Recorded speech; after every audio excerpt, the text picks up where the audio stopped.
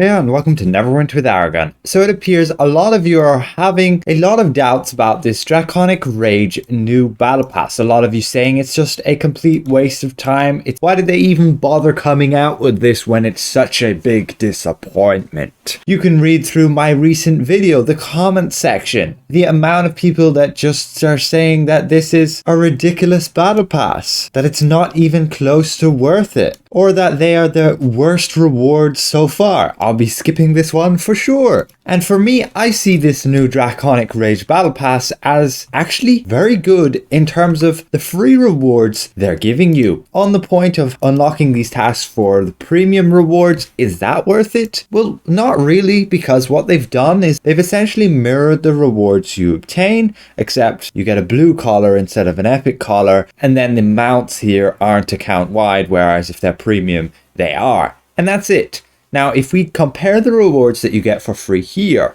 this is, keep in mind again, only part 1. And if you buy the premium pass, you're unlocking the premium pass for all 3 parts. If we go and compare these rewards with the Echoes of Prophecy Battle Pass, the previous one, you can see that in part 1, all we were getting was a bunch of reroll tokens, a set with 3% combat advantage that nobody cared about, and a Neverwinter Hawk that, yeah, alright, it was okay, but again, it was only like 2% overall damage on an endgame build, so it's sure good, but you could use a Wondrous Dragon then in Crown of Keldgon instead for more damage. And we can see part 1 of Draconic Rage, comparatively an epic insignia, a blue collar, 25 mount upgrade tokens, and a legendary mount pack. We didn't get that in Echoes of Prophecy. We go to part 2, all we're getting here is some fashion, an epic companion, a vanity pet, and some companion upgrade tokens. And then if we look at the rewards that we're getting with part 2 down here, you get some enchanted keys, okay, just 2, a rank 2 enchantment who's worth like 800k AD, 20 reroll tokens,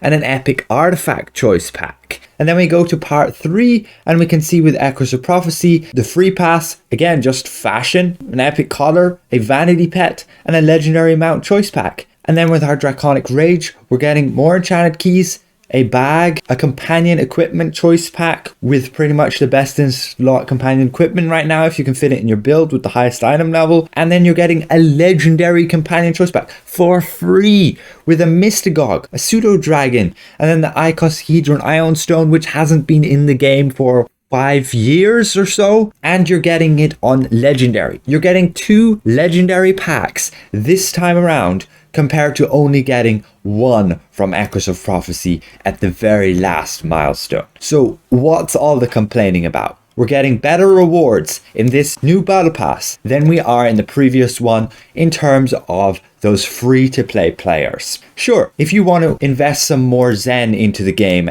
spend some more money, you can essentially not get anything better in this battle pass than you would get free. There you have it. They're just going to charge you money for something that you're just already getting for free. Don't complain about free stuff. Are you also eager to give Cryptic Studios money that you're now all disappointed that if you do give them money, you're not getting something special compared to those people who just get the free rewards? I agree. In Echoes of Prophecy, you could pay money and get some better rewards that you could get as free. And some people could call that pay to win and not be happy about it. You were getting a reskinned mythic mount if you paid for it. You're getting a legendary insignia. I believe this was a legendary mount collar. That was a pretty good deal. And then you were getting a companion equipment choice pack of garbage stuff, an enchantment, a legendary garbage companion, more fashion, and then you're getting another mythic set, which you could use for a tank for 15% threat. In my opinion, nowhere near as good as the Mythalar set on the tank. You were getting an epic pack there, which I can't remember what was in it, but it couldn't have been something special or I would remember. You were getting a coalescent moat and just some fashion or some emotes. In my opinion, yes, the premium rewards with Echoes of Prophecy were better, but now the free rewards with Draconic Rage are better. Why are we complaining that free stuff is better than the previous battle pass just because the paid stuff isn't as good as the previous battle pass? You do not have to give Cryptic Studios your money for the Battle Pass. For me, will I buy this Battle Pass? I probably will for the legendary Icosahedron Ioun stone to have it account wide, to have it on all my DPS characters. The rest of you guys who are not end game, there's no real reason to buy this Battle Pass unless you want some account wide companion pack, you want like a account wide mount pack. Again, they're only legendary, and legendary companions nowadays are pretty expensive, especially if they're account wide. Look on the auction house. We go to companions here, we go to legendary, and we go account. And you can see that those things are selling for over 1.5 million. And so with that, apologies for the rant, but I've had to go through a lot of those comments just calling this Battle Pass completely worthless. For me, it's a very good opportunity for those of you who regularly run random queues anyway, that this will essentially give you some free rewards for running those random queues. The random queues right now are very unrewarding. All they give you is just a bunch of rough astral diamonds, and unless you're extremely lucky in the chest, you get nothing. Essentially what they have done is added a system that rewards you for running random queues. And you don't have to run the most challenging ones. You can just run your skirmish and your dungeon once per day, and that's it. You're getting the maximum amount of credit for your campaign. And that's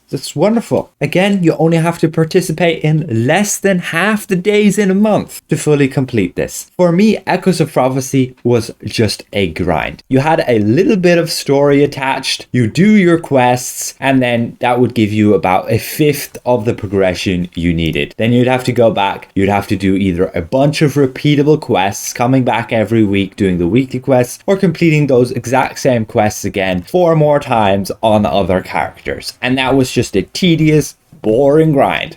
At least this time around, I can jump into random queues. There's a whole different selection there of which ones I do get, and at least every day it might be something different, unless you're extremely unlucky and get the same dungeon 3 times in a row or something. But you can even just queue pre-made. You can find 4 other party members and off you go. I agree, the wait times are not gonna be significantly reduced because endgame players are just gonna join up with their friends and queue up like that anyway, rather than getting a bunch of randoms. So again, I don't see what the fuss is about. This content is not going to cut into other content that, let's say, could have made instead of this. They could have added more rewards, but then they couldn't come out with this Battle Pass now. They could have come out with the Battle Pass much later, having to wait for the development of new rewards to be introduced. I much prefer having it now. They've said they're going to come out with Battle Passes a lot more frequently, which I think is great. Even if they don't have unique rewards, you can leave unique rewards to modules, to expansions, in new content. Battle Passes can just help newer players, help people catch up towards endgame. And otherwise, I'm going to happily take free rewards, regardless if I need them or not. I can always just keep them on the sideline. I don't have everything from this new Battle Pass. There are those mount and legendary packs that